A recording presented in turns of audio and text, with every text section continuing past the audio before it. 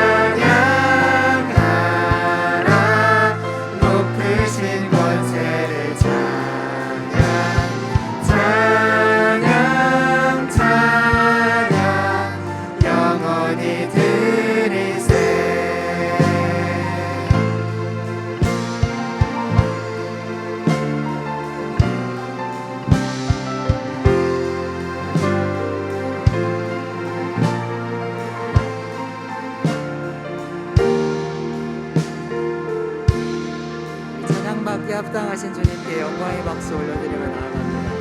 아멘.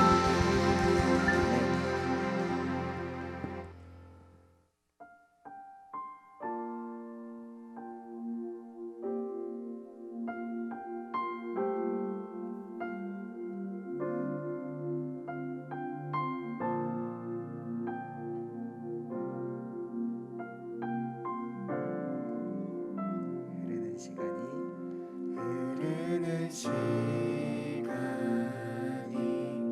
한숨만 남기고 반복된 실패 속 지쳐갈 때 내 맘의 소망이 눈물 조각 내 곁에 다가와 부르시네. 주님의 시선 나를 비추시고 상처난 내 맘 만지시네. 말씀하시고 회복해 하시네. 주의 사랑이 다시 살게 하시네.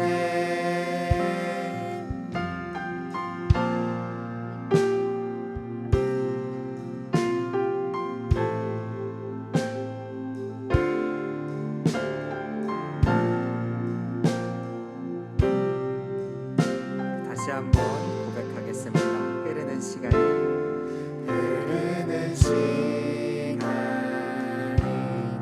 한숨만 남기고 반복된 실패 속 지쳐갈 때 내 맘의 소망이 눈물 조각 될 때 내 곁에 다가와 부르시네. 주님의 시선 나를 비추시고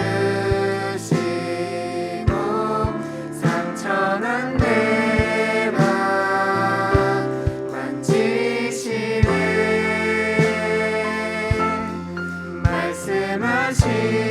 말씀하시고 회복해 하시네. 주의 사랑이 다시 살게 다시 한번 찬양하겠습니다. 주님의 시선 주님의 시선 나를 비추시고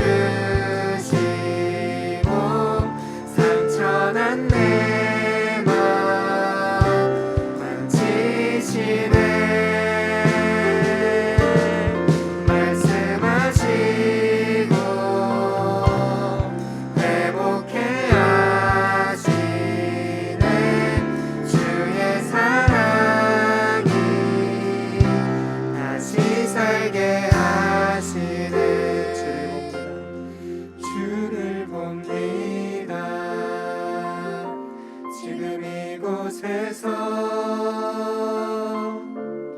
주를 봅니다.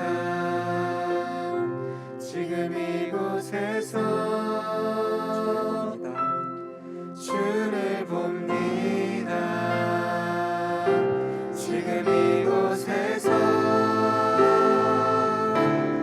주를 봅니다. 지금 이곳에서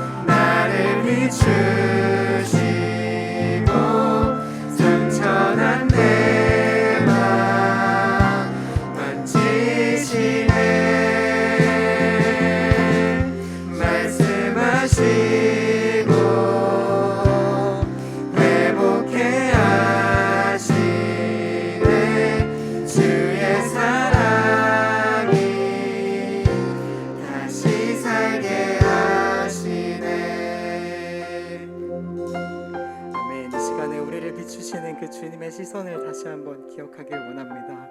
우리를 회복해 하시고 우리를 다시 살리시는 주님의 그 손길이 우리에게 너무나 필요합니다.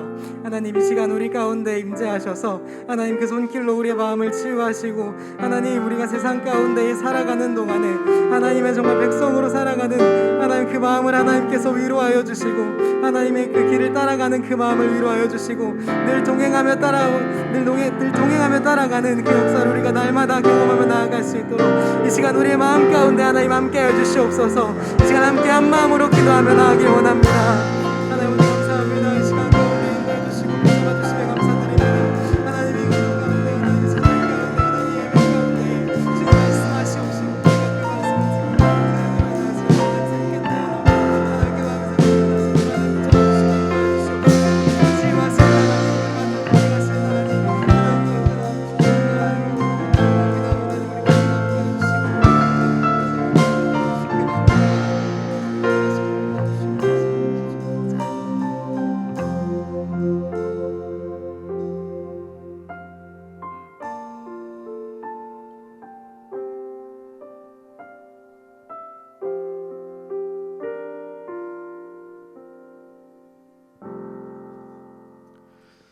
우리 함께 중부교회 교인기도문으로 공동기도하겠습니다. 중부교회 교인기도문 함께 기도합니다.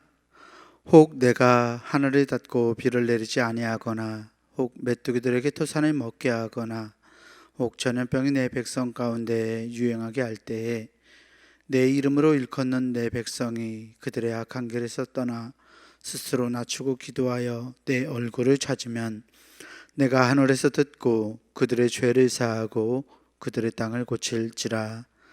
성사와 복을 주관하시는 하나님, 이 땅이 코로나19 바이러스로 인해 고통과 아픔 속에서 신음하고 있습니다. 주여, 우리를 불쌍히 여겨 주시옵소서. 먼저 우리의 더러운 죄악을 용서해 주시옵소서. 우리가 죄악 속에 살아왔음을 고백합니다. 거룩하라고 하셨지만 거룩하지 못했고, 사랑하라고 하셨지만 사랑하지 못했습니다. 불의하고 죄로 가득한 사회를 보면서도 용납하고 때론 눈 감고 살아왔음을 회개합니다. 우리를 불쌍히 여기사 용서해 주시옵소서. 코로나19 바이러스로 인해 병든 이들을 치유해 주시고, 고통과 두려움과 우울함 속에 있는 주의 자녀들에게 용기를 허락해 주시옵소서. 이 바이러스와 싸우는 지도자들과 의료진에게 지혜와 용기를 주셔서 지치지 않게 하시고 잘 인도하게 하여 주시옵소서. 이 악한 바이러스의 세력이 속히 물러가게 하시고 정치, 경제, 사회, 문화 모든 분야에 있어서 이 땅이 안정되게 회복시켜 주시옵소서. 보통의 평범한 삶이 복임을 알게 하시고 주님의 은혜 속에 살아왔음을 깨닫게 하여 주시옵소서. 하나님이 세우신 교회들을 보호하시고 우리 중부교회도 지켜주시옵소서. 모두의 건강과 안전을 지켜주시고 교회의 모든 예배와 활동이 정상화될 수 있도록 인도해 주시옵소서. 모든 백성이 고난 중에 하나님을 향하여 기도하게 하시고 모든 것이 하나님의 능력 안에 있음을 깨닫고 주께 돌아오는 기회가 되게 하여 주시옵소서. 우리를 사랑하시는 예수 그리스도의 이름으로 기도하옵나이다. 아멘. 오늘 우리에게 주시는 하나님의 말씀은 욥기 42장 1절에서 2절까지 말씀입니다.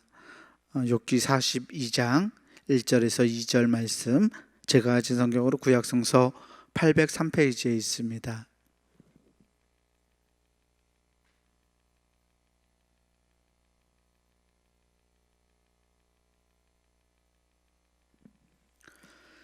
욥기 42장 1절 2절 말씀, 제가 말씀 봉독하겠습니다. 욥이 여호와께 대답하여 이르되 주께서는 못하실 일이 없사오며 무슨 계획이든지 못 이루실 것이 없는 줄 아오니. 아멘. 우리 주님께서 주신 은혜와 평강이 오늘 금요기도회로 하나님께 나아가는 우리 모든 교우들에게 함께하기를 주의 이름으로 축원합니다. 오늘은 욥기의 마지막 장에 등장하는 하나님의 질문에 대한 욥의 마지막 대답, 마지막 응답을 통해서 은혜를 나누고자 합니다. 그 응답의 첫 번째 구절인 이 욥기 42장 2절 말씀만을 가지고서 오늘은 나눠 보려고 하는데요. 굉장히 짧은 대답이지만 이 마지막 대답은 욥기 전체를 아우르는 백미라고 할 수 있습니다. 의로운 사람 욥의 이야기는 교회학교 어린이에서부터 우리 어른들에게 이르기까지 누구나 잘 알고 있는 이야기입니다. 의인이었던 의로운 사람이었던 이 욥이 사탄의 계략에 의해서 고통과 시련을 당하지만 그의 믿음을 잃지 않고 결국 하나님 앞에서 그의 의로움을 인정받아서 이전보다 더한 갑절이나 축복을 받았다는 이야기죠. 그런데 욥기에서 단지 이 이야기를 전하려 했다면 굳이 욥기를 이렇게 길게 장장 42장이나 되잖아요. 이렇게 길게 욥기를 기록할 이유가 없었을 것입니다. 우리말 성경에서는 잘 구분이 되지 않지만 욥기는 전통적으로 전통적으로 고대 근동 사회에서 내려오던 이 민담을 산문으로 구성한 부분과 또 시문, 즉 시로 된 글이 함께 엮여 있습니다. 쉽게 말하자면 이야기와 시가 함께 섞여 있다는 것입니다. 이야기를 구성하는 부분이 이 시를 둘러싸고 있는 틀이 되고 있거든요. 1장, 2장과 마지막 42장이 이야기고요. 3장에서부터 41장까지의 말씀은 이야기가 아니라 시문, 시의 형태로 되어 있습니다. 그래서 우리가 잘 알고 있는 이 욥의 이야기는 이 산문, 이야기로 구성되어 있는 1, 2장과 42장 내용인데요. 이 3장으로 구성된 이야기가 3장에서 41장까지의 이 시를 둘러싸고 있는, 감싸고 있는 말씀이 이렇게 기록된 이유가 분명히 있을 건데요. 우리는 보통 욥기를 이야기하면 이 가운데 토막, 정말 중요한 이 욥과 친구들하고의 대화, 그리고 엘리후와의 대화, 하나님의 살아계신 하나님이 등장하시는 말씀, 이 부분들을 주목하지 않고 이 욥기의 이야기 부분만을 기억합니다. 아니, 우리가 이 욥기에서 이야기 부분만을 기억하는 것이 지극히 정상입니다. 원래 이야기는 반복적으로 들으면서 전해 내려오는, 그렇게 전해가는 것이기 때문입니다. 여기에서 드는 의문은 왜 욥의 이야기를 이렇게 긴 시와 대화로 엮어내었을까라는 질문입니다. 단 3장, 3장만을 통해서 알 수 있는 이야기를 42장이나 되는 많은 대화와 시로 엮어낸 이유가 무엇일까요? 나아가 지겹도록 반복되는 욥과 친구들의 대화를 읽다 보면요, 과연 이 대화를 통해서 무엇을 말하고 싶은지 헷갈리게 됩니다.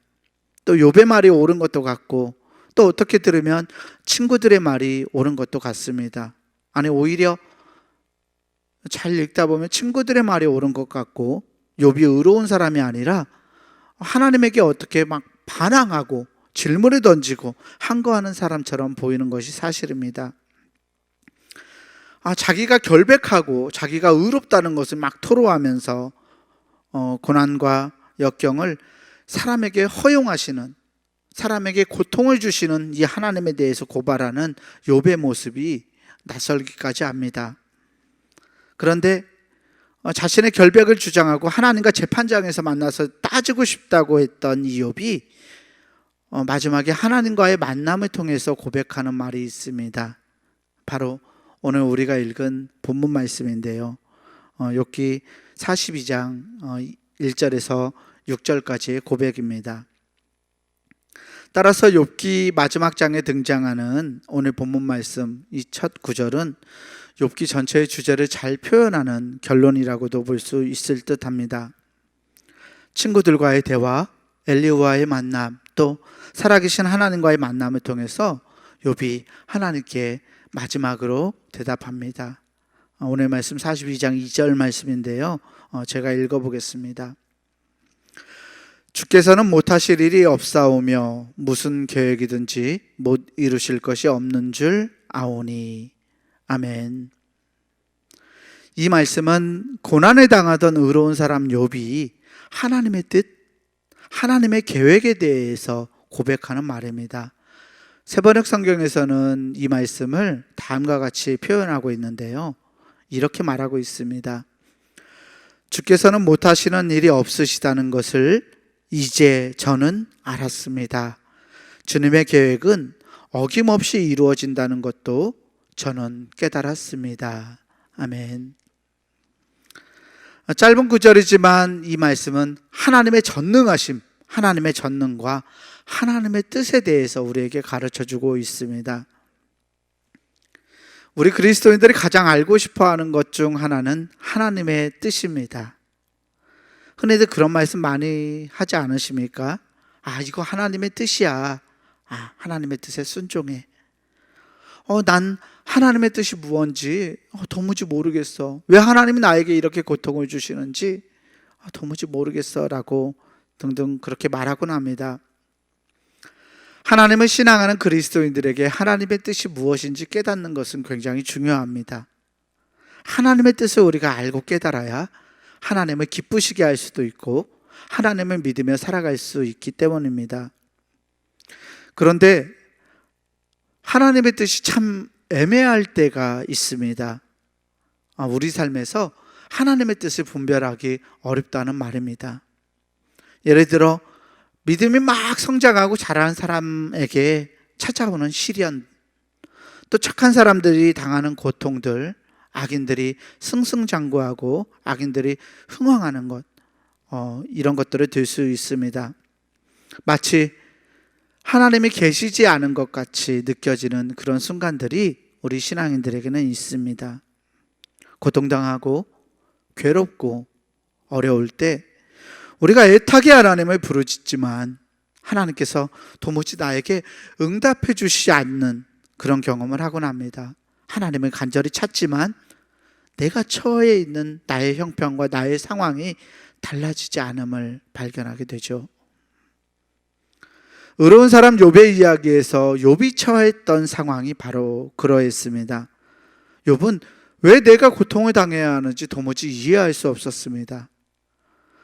욥을 찾아왔던 친했던 친구들은 모두 다 네가 죄를 지어서 그런 거라고 하나님께 회개하라고 욥에게 충고합니다. 친구들의 충고는 판에 박힌 말로 욥에게 들려옵니다. 누구나 할 수 있는 말, 신앙인들이 너무나 쉽게 하는 말, 그 말들로 욥을 비판하고 정죄합니다.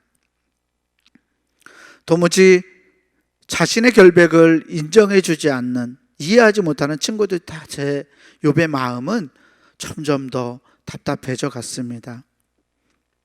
그래서 욥은 왜 나에게 이런 고통이 찾아왔는지 하나님에게 따져 묻고 싶었습니다. 그래서 욥이 하나님을 찾고 하나님을 부릅니다. 하나님, 재판장에서 저와 함께 만납시다라고 말합니다. 하지만 하나님은 욥의 요구에도 여전히 침묵하십니다. 새 친구들 그리고 엘리후와의 대화를 통해서도 욥의 고민은 해결되지 않았습니다. 이 대화를 하늘에서 지켜보시던 하나님께서 폭풍 가운데에서 드디어 욥 앞에 나타나십니다. 그리고 욥이 전혀 기대하지 않았던 방식으로 하나님은 욥을 굳게 몰아붙이십니다. 폭풍 가운데서 나타나신 하나님은 욥이 물었던 그 절박한 질문들에 대답하시지 않고 오히려 욥에게 반대로 숱한 질문들을 퍼부으십니다. 세계를 창조하고 유지하는 하나님의 전능하심에 대해서, 또 자연과 세계, 동물 세계의 이 질서로부터 드러나는 하나님의 이 지혜에 대해서, 세계를 향한 하나님의 섬세한 배려에 대해서 욥이 깨달을 수 있도록 하나님은 마구마구 질문하십니다. 욥은 창조 세계와 그 질서에 대한 이 하나님의 질문들을 듣고서 마침내 하나님의 뜻을 깨닫습니다.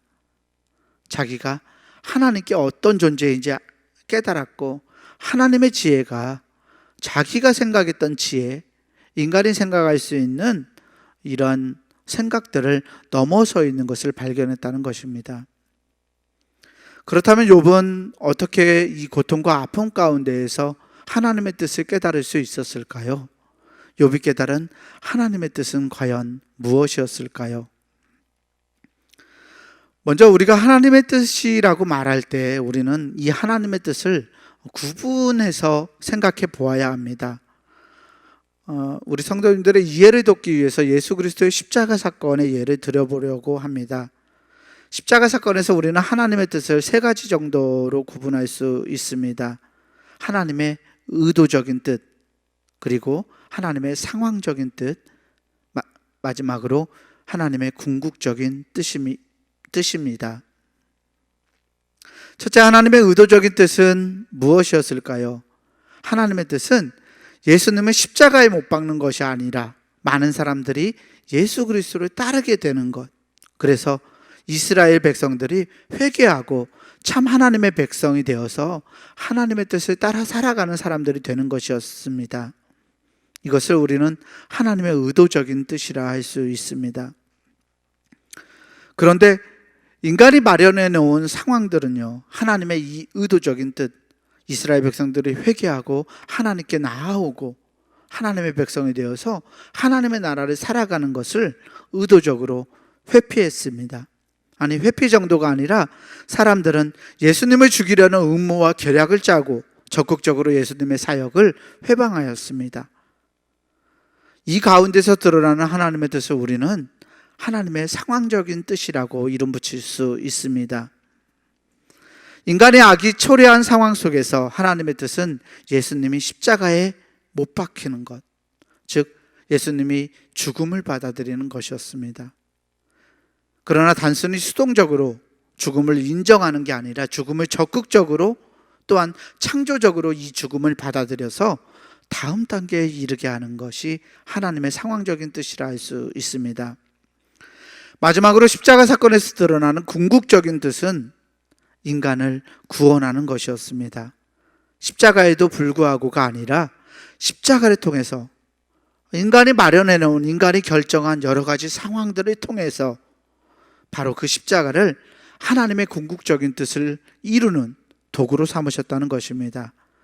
그리고 인간을 구원하시겠다, 모든 인류를 구원하시겠다는 하나님의 궁극적인 뜻을 바로 그 십자가 사건에서 하나님은 성취하셨습니다. 더 쉬운 예를 하나 들어볼까요? 어렸을 적에 다들 이런 놀이를 해보신 경험이 있을 겁니다. 개울가나 산골짜기에 흐르는 좁은 개울을 돌과 흙으로 막으면서 즐겁게 놀아보신 경험 말입니다. 흐르는 개울물을 이리저리 구부러지게 만들고 때론 둑을 쌓고 웅덩이를 파기도 하고, 그래서 물을 고이게도 만들며 놀아보셨을 것입니다. 이 놀이에서 아이들은 개울물을 돌로 막기도 하고 흙벽으로 개울물의 방향을 바꾸기도 합니다. 또 깊은 웅덩이를 파서 흐르는 개울물이 그곳에 고이게도 만듭니다. 하지만 어린아이들이 아무리 애를 써도 그 개울물이 강으로 흘러 들어가는 것을 그 누구도 막지 못합니다. 하나님이 보시기에 우리 인간들은 이 놀이를 하고 있는 어린아이들과 같습니다. 비록 우리가 하나님의 목적을 가로막고 하나님의 목적을 방해할 수는 있지만 궁극적으로 하나님에 대해서 승리할 수는 없다는 말입니다. 우리 인간들의 실수와 죄악, 우리들의 욕망은 종종 하나님의 계획이라는 이 강물, 하나님의 뜻, 이 개울이 강으로 흘러 들어가는 이 하나님의 계획을 막기도 하고 그 흐름을 차단하기도 하고 웅덩이를 만들어서 고이기도 합니다. 하지만 하나님께서는 이 인간들의 계획마저 사용하셔서 궁극적으로 당신의 뜻을 이루십니다. 하나님의 전능하심도 바로 여기에서 발견할 수 있습니다. 우리가 생각할 때 하나님은 모든 것을, 어떤 것이라도 하실 수 있는 분이라고 생각합니다. 하지만 하나님의 전능은 하나님 앞에 놓인 장애물들을 우월한 힘을 행사해서 다 치워버리는 것이 아닙니다. 만약 하나님께서 당신의 힘을 그런 식으로 사용하시고 당신의 그 우월한 힘을 행사해서 장애물들을 다 없애버리는 식으로 일하신다면 하나님이 우리 인간들에게 허락해 주셨던 자유의지는 그저 꿈이나 환상이 되어버릴 것입니다. 그냥 하나님 마음대로 하면 되기 때문입니다. 그런데 여러분, 우리 삶을 돌아보십시오. 하나님께서 그렇게 일하시던가요? 내 삶에 하나님이 정하신 대로 마구마구 휘두르시고 하나님께서 결국 뜻하는 하나님의 목적을 이루기 위해서 나의 선택들을 다 무시하고 끌어가시던가요? 하나님의 전능은 나의 자유의지, 즉 나의 결단과 나의 선택을 존중하면서도 당신의 계획을 이루어 가시는 데 있습니다. 바로 궁극적으로 당신의 뜻을 이루어 가시는 능력, 그것이 바로 하나님의 전능인 것입니다. 우리의 자유의지를 꺾지 않으시면서 우리가 스스로 하나님의 뜻을 존중해서 선택하도록 설득하시고 늘 말씀하시고 달래시고 인도하시는 분이 하나님의 전능하심이라는 사실입니다. 하나님은 모든 사람들이 하나님과 하나 되어 구원받고 하나님과 영원한 사귐을 누리길 원하십니다. 이것은 우리가 하나님이 제시하는 길을 선택함으로써 가는 것이지 선택의 여지 없이 불가항력적으로 끌려가는 것이 아닙니다. 사랑하는 연인에게서 볼 수 있는 것과 마찬가지죠. 내가 사랑하는 연인과 내가 사랑하는 사람과 영원한 사귐을 누려가기 위해서 우리는 강압적으로 그 사람을 끌고 사랑하게 할 수 없습니다. 그 사람 스스로 나를 향한 사랑이 자라게 되고 성장하고 그 사랑이 나의 사랑과 만나서 서로가 사귐을 이루어 갈 때 우리는 그것을 사랑한다고 말할 수 있는 것처럼 말입니다. 하나님은 늘 우리를 부르고 계십니다. 그리고 우리를 부르시는 이 하나님의 음성과 하나님의 뜻에 우리 스스로 동참하기를 원하십니다.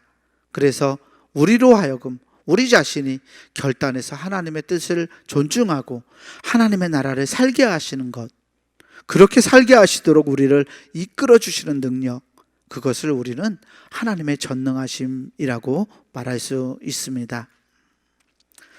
또한 하나님의 전능은 하나님의 뜻이 아니면 어떤 일도 일어날 수 없게 하는 것이 아닙니다. 만일 하나님의 뜻이 아니면 어떤 일도 일어날 수 없다라고 말한다면 우리는 선하신 하나님을 말할 수 없을 겁니다. 우리 삶에서 고통과 아픔이 있는데 하나님의 뜻이라면, 우리가 고통을 당하고 우리가 아픔을 당하는 게 하나님의 뜻이라고 말한다면 우리는 그 하나님을 선하신 하나님이라고 말하지 못한다는 말입니다. 그래서 하나님의 전능은 하나님의 뜻이 아니면 어떤 일도 일어날 수 없는 데 있는 것이 아니라 하나님을 궁극적으로 폐할 수 있게 하는 것이 어떤 것도 없다는 말입니다. 하나님을 폐할 수 있게 만들 수 있는 것은 아무것도 없다. 결국 궁극적으로 하나님은 하나님의 뜻을 성취하시고 이루어 가신다라는 말입니다.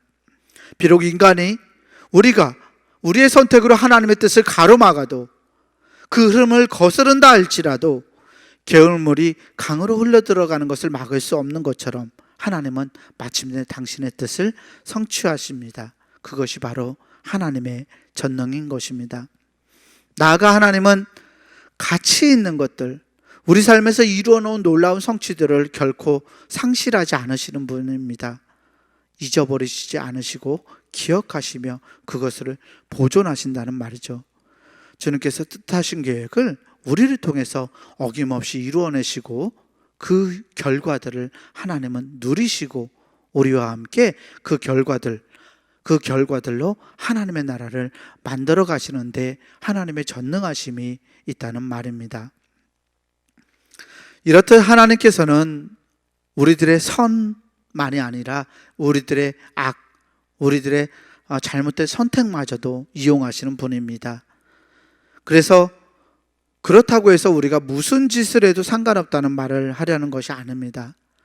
하나님의 뜻을 우리가 거스르면 하나님의 뜻, 선하신 뜻, 우리를 향한 선하신 뜻을 우리가 거스르고 그것을 회방하면 우리는 고통을 경험하게 되고 악의 현실을 살아가며 우리의 죄와 그릇된 선택에 대한 값을 치러야 하기 때문입니다.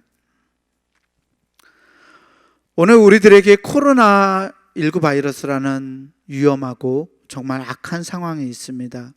이 상황은 하나님께서 만드신 것이 아니라 우리 인간들의 선택과 결단에 따라서 일어난 사건입니다. 하나님께서 우리에게 이것을 경험하게 하지 않으시죠. 그걸 원하지 않으십니다. 하지만 인간들의 선택과 자연에 대한 폐해들, 인간들의 욕심이 바이러스를 창궐하게 하였습니다. 이 가운데서 하나님은 이 코로나 바이러스를 사용하실 것입니다. 바로 하나님의 상황적인 뜻이죠. 인간들의 결단을 통해서 만들어낸 이 바이러스를 통해서 하나님은 이 바이러스로 인해 인간들이 하나님을 향해서 나아올 수 있는 길을 반드시 열어가실 것입니다. 그리고 하나님은 이 코로나 바이러스를 극복하고 우리 인간들이 더욱더 하나님의 뜻에 순종하게 되고 하나님의 나라를 살아가게 되는 궁극적인 최후 승리를 이끄실 것이라고 믿어 의심치 않습니다. 오늘날 우리의 삶 속에는 고통과 상실, 슬픔과 비탄이 자리하고 있습니다. 하지만 이런 것들이 쓸모없는 것은 아닙니다. 왜냐하면 이 세상을 선하게 이끌어 가시는 하나님의 뜻을 우리가 신뢰하기 때문입니다. 우리가 철도를 놓기 위해서 산을 깎으면요, 하나님이 만드시고 섭리하신 이 자연은 그 깎여진 산을 치료하기 위해서 분주하게 일합니다. 주변의 풀들로 그 상처를 덮을 뿐만 아니라 아름다운 들꽃이 그 산에서 피어나게 하십니다. 마찬가지로 사람들은 악한 의도를 가지고 하나님의 아들인 예수 그리스도를 십자가에 못 박았습니다. 하지만 하나님은 채 6주가 지나기도 전에 예수님의 제자들로 하여금 예수님의 그 십자가가 하나님의 구원의 도구였다고 선포하게 만드셨습니다. 우리는 이것을 성경을 통해서 알 수 있습니다. 예수님의 제자들은 십자가가 인간의 범죄라고 말하지 않고 하나님의 구원의 행동이었다고 담대하게 선포할 수 있었던 것입니다. 하나님이 이 십자가를 이용해서 하나님의 놀라운 구원의 계획을 이루셨기 때문입니다. 인간 역사의 수많은 전쟁과 분쟁들, 또 인간이 행한 이 악이 초래한 공포에 대해서 사람들이 질리게 되는 그 순간에 하나님은 당신의 한결같으신 뜻이 무엇인지 사람들로 하여금 깨닫게 하십니다. 그리고 하나님의 상황적인 뜻을 수행함으로써 결국 당신의 궁극적인 뜻, 당신의 목적과 당신의 계획을 이루어 가십니다. 그것이 바로 하나님의 뜻을 이루어 나가는 전능함입니다. 예수님의 십자가 사건이 우리에게 증거하는 것이 무엇입니까? 하나님이 우리의 아버지 되신다. 하나님이 우리 모두의 아버지시고 우리를 창조하신 분이고 우리를 구원하시기 원하신다는 것이죠. 세상 전체의 궁극적 의미는 하나님의 사랑이 확장되고 선포되는 하나님의 나라를 이루어가는 것이고, 우리가 하나님의 뜻을 영원히 반대하지 않는다면 하나님은 그분의 자녀들 가운데 어느 누구의 인생도 실패하게 만드지 않으신다는 것을 우리는 잊어서는 안 될 것입니다. 사랑하는 성도 여러분, 우리를 둘러싸고 있는 이 악은요, 간혹 우리에게 참담한 결과를 초래합니다. 비탄과 슬픔이 자리에 있는 우리의 현실이 때로 우리로 하여금 하나님의 존재를 부정하게 하고 하나님의 뜻을 희망하지 못하게 만듭니다. 하지만 우리의 주 되시고 우리의 아버지 되시는 전능하신 하나님은 그 비탄한 상황, 절망 가운데서도 여전히 우리를 이끄시고 우리를 다스리고 계십니다. 십자가 사건에서 보았듯이 하나님의 뜻은 우리를 구원받게 하시려고, 하나님은 우리를 구원받게 하시려고 죽음조차 마다하지 않으셨습니다. 이제 우리는 그 하나님의 놀라운 은혜, 그 궁극적인 뜻을 생각해 보아야 합니다. 하나님이 나에게 궁극적으로 원하시는 것이 무엇일까? 나로 하여금 하나님의 자녀, 하나님의 백성이 되게 하시고 하나님의 뜻을 세상 가운데 이루어가는 도구로 살게 하시는 것. 그래서 이 땅에 하나님의 사랑이, 우리 이웃을 위한 사랑이 넘쳐나게 만드는 것. 바로 하나님의 나라를 이루어 가시는 것이 하나님의 뜻이라는 것을 우리는 생각해 보아야만 합니다. 오늘 말씀 속에서 욥은 비탄과 슬픔 가운데 만난 그 하나님을 통해서 하나님의 뜻을 넌지시 들여다볼 수 있었습니다. 자기의 생각, 자기의 이해로 감당할 수 없지만 욥을 사랑하시며 궁극적으로 당신의 뜻을 이루어 가시는 하나님의 지혜를 하나님의 그 숱한 질문들 가운데서 욥은 깨달았습니다. 그래서 욥은 고백합니다. 주께서는 못하시는 일이 없사오며 무슨 계획이든지 못 이루실 것이 없는 줄 아오니 라고 말입니다. 사랑하는 성도 여러분, 하나님을 신뢰하시길 바랍니다. 하나님의 선하신 뜻을 신뢰하고 하나님을 의지할 수 있기를 바랍니다. 가장 좋은 것으로 저와 여러분들에게 베푸시며 가장 선한 길로 나를 인도하시는 그 하나님의 뜻을 기억할 수 있는 우리 성도들이 될 수 있기를 주의 이름으로 간절히 축원합니다. 나보다 나를 더 잘 아시고 나로 하여금 하나님의 구원을 누려가게 하시는 그 하나님을 신뢰하며 우리가 이런 고백을 드렸으면 좋겠습니다. 영원히 살아계시는 하나님 아버지, 우리가 하나님의 뜻을 이루어가길 원합니다. 날마다 우리에게 주의 뜻을 깨달을 수 있도록 지혜를 더하시고 하나님의 뜻을 이루어 나갈 수 있는 힘과 용기를 더하시며 놀라운 은혜로 우리를 이끌어 주시옵소서라고 고백할 수 있는 우리 귀한 성도들이 되기를 주의 이름으로 간절히 축원합니다. 이 시간 우리 함께 기도하기를 원합니다. 먼저 우리가 기도할 제목은 말씀을 기억하면서 기도했으면 좋겠습니다. 하나님, 하나님의 뜻이 우리 앞에 놓여 있음을 믿습니다. 때로 우리의 상황이 비탄과 절망에 처한다 할지라도 지금 내가 처해 있는 상황이 하나님 어렵지만 이 어려운 상황 가운데서 결코 나를 놓지 않으시는 하나님의 인도하심이 내 앞에 놓여 있는 줄 압니다. 하나님, 하나님을 신뢰하고 붙들 수 있도록 담대한 믿음과 용기를 달라고 이 시간 함께 기도했으면 좋겠습니다. 함께 기도하겠습니다.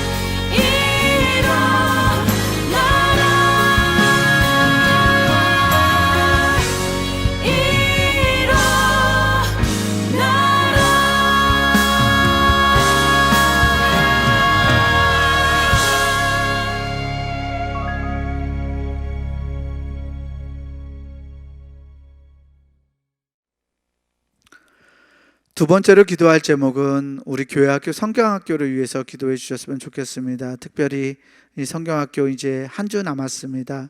내일 모레 3주차 마지막 성경학교를 하는데 이끄는 우리 교사들을 위해서 기도해 주시고 또 아이들이 성령님께서 나와 함께 하신다는 것을 믿음으로 고백할 수 있는 아이들로 변화될 수 있도록 하나님 만나 주시옵소서.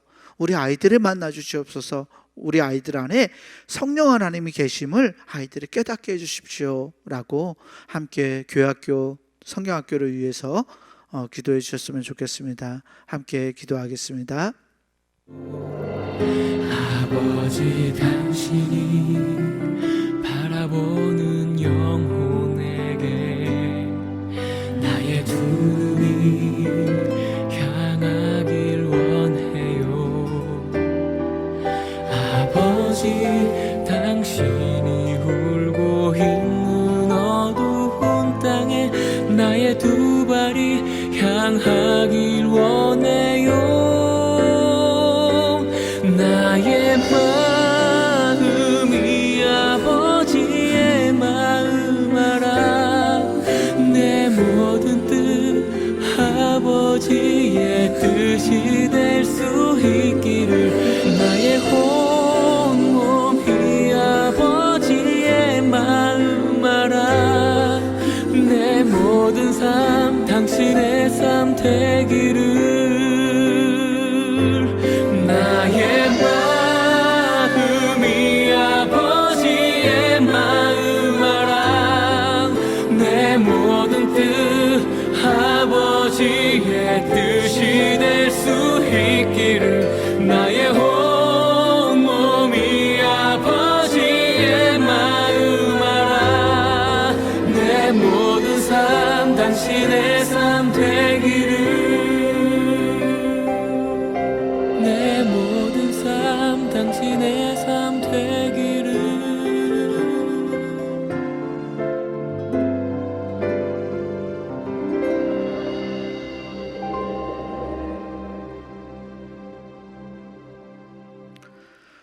마지막으로 기도하길 원하는 제목은 우리 중부교회 사역을 위해서 기도해 주셨으면 좋겠습니다. 특별히 이제 다가오는 2022년의 사역을 계획하고 준비해 가는 데 있습니다. 정말 어려운 상황 가운데서 우리가 무엇을 어떤 길을 걸어가야 할지 우리는 잘 모릅니다. 하지만 그래서 하나님의 지혜를 더욱 간구합니다. 하나님 이끌어 가시는 우리 담임 목사님과 교역자들을 위해서 또 우리 평신도 지도자들이신 우리 장로님들이 정말 하나님이 주시는 지혜로 우리 교회를 잘 이끌어갈 수 있도록 하나님 붙들어 주시옵소서. 우리 특별히 담임 목사님이 내년도 목회 계획을 세우시면서 여러 가지 많은 생각들을 하고 계시는데 하나님의 지혜로 우리 목사님을 힘있게 하셔서 성령 하나님의 이끄심을 경험하게 하시고 우리 성도들을 정말 좋은 하나님의 선하신 길로 이끌어갈 수 있도록 하나님 지혜와 힘을 더해달라고 지도자들을 위해서 기도하셨으면 좋겠습니다. 또 교회 사역이 어떠한 방향으로 정해지든지 우리 성도들이 믿음으로 순종하면서 그 계획을 잘 감당해낼 수 있도록 하나님의 은혜를 부어달라고 함께 기도해 주셨으면 좋겠습니다. 우리 교회와 교회 사역과 2022년의 목회 계획을 위해서 이 시간 마지막으로 함께 기도하겠습니다.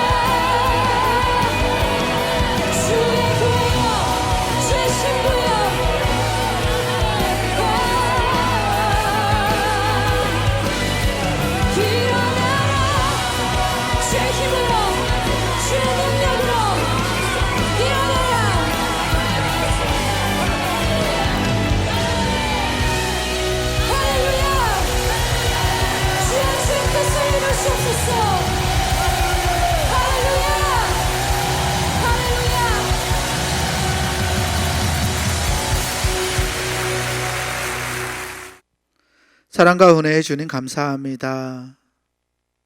비탄과 절망과 고통과 두려움과 우울함 속에 있는 우리들의 삶을, 우리들의 형편을 하나님이 아시는 줄 믿습니다. 하나님, 우리는 이 길을 어떻게 걸어가야 할지 알지 못하나 전능하시고 정말 놀라우신 우리 하나님의 뜻이 우리 앞에 놓여져 있어서 우리로 하여금 가장 선한 길을 걷게 하실 줄 믿습니다. 하나님, 우리를 인도하시는 하나님의 인도하심을 바라볼 수 있는 영적인 눈을 우리에게 허락하여 주시옵소서. 또한 말씀을 통해 깨달은 하나님의 뜻을 순종할 수 있는 용기와 지혜도 하나님 우리에게 더하여 주시옵소서. 이 어려운 상황이 하나님의 선하신 인도하심에 따라서 결국 의의 최후 승리로 이끌어가게 될 줄 믿습니다. 선하신 하나님에 따라 오늘도 우리가 간구하게 하시고 또 기도하게 하셨사오니 하나님, 우리의 기도 가운데 응답하여 주시고 우리에게 정말 은혜를 부어주셔서 하나님의 뜻을 살아낼 수 있는 용기와 힘을 더하여 주시옵소서. 귀한 밤 하나님의 도우심을 사모하며 마음을 다해 간구하고 하나님을 찾은 우리 성도들을 만나주시고 이를 통해서 우리로 하여금 다시 하나님의 뜻에 순종하며 한 걸음 한 걸음 나아갈 수 있도록 우리의 발걸음을 붙들어 주시옵소서. 감사드려오며 우리 구주 예수 그리스도 이름으로 간절히 기도하옵나이다. 아멘.